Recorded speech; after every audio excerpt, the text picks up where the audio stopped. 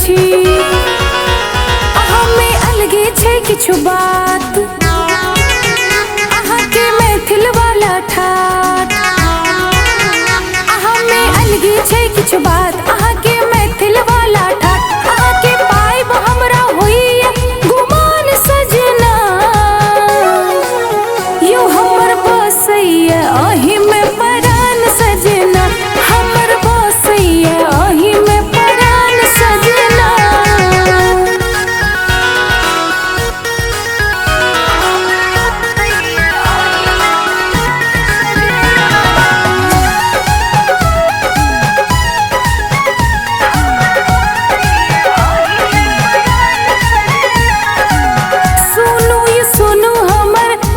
के दुलरुआ ससुर महाराज के पूत कमौआ,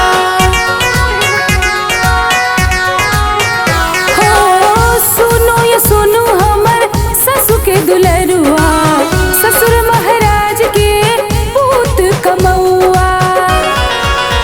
अहाँ के नहीं अइ कोनो जोर, हमर प्रियतम बड़ा बेजोर।